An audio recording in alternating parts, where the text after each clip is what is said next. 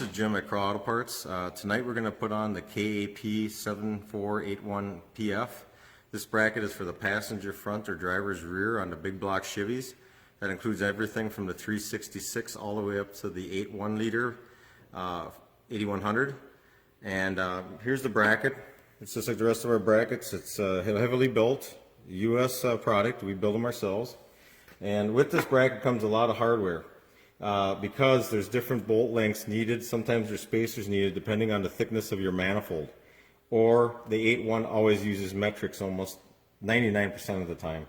And the other older big blocks don't. You're going to need some taps, and the only reason you're going to need the taps is to clean out the holes that we're using. The holes are pre-drilled and threaded, but you usually have a lot of rust in them, so you want to clean them out with a tap, or at least penetrating oil, and use a bolt and clean them out. Not many wrenches needed to the point of where we're at here. All you need is a 17 millimeter 9/16 and maybe a 3/8 or 10 millimeter socket with a ratchet. And like I say, on this vehicle here, we did replace the exhaust gasket.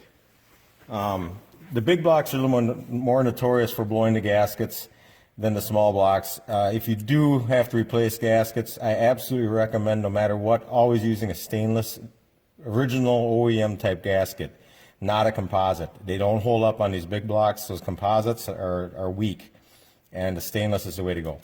Here's the two holes we're going to use that we're going to be mounting the bracket to.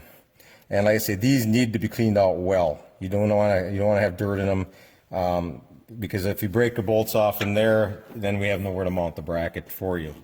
So anyway, we're going to start installing it here. Now, again, this is the flange I'm talking about, where you're going to have to figure out the thickness of your mounting spacers. This one here, you can see with the pinch bolt all the way back, we're definitely going to have to use a spacer between each of these bolts, because otherwise it's going to be standing away from the head. Now, if you get a thicker bracket, a thinner manifold, then you won't need the spacers. And the spacers sent along, you can use them on either end of the bolt. So if you don't need them in between here, you can use them on the head of the bolt to shorten the bolt up.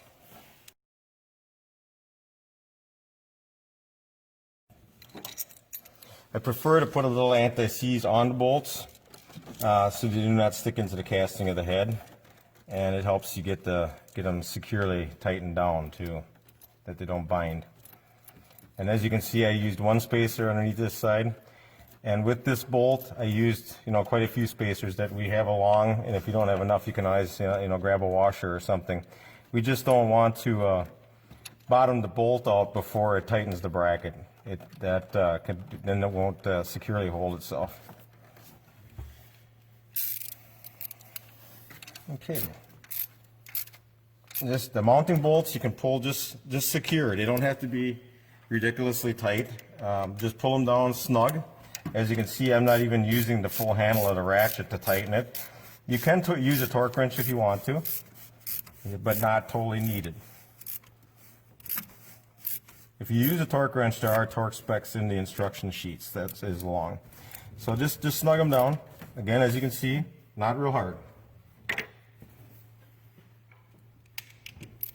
And then the pinch bolt, we want to pull that down to about 25 foot-pounds of torque.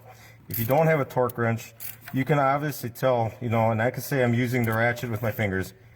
Just pull it down until it is good and tight. It's made to take it. The brackets are built very heavy, and the bolts we use are very good high-strength bolts that hold the bracket. There you are. At this point, put the air cleaner back on, your plug wires or whatever is needed. In some cases, a lot of cases, you don't need to replace the gasket, but that is something that you may have to do. Again, thanks. This is Jim from Crawl Auto Parts, and if you got any questions, please give us a call or email us on our website.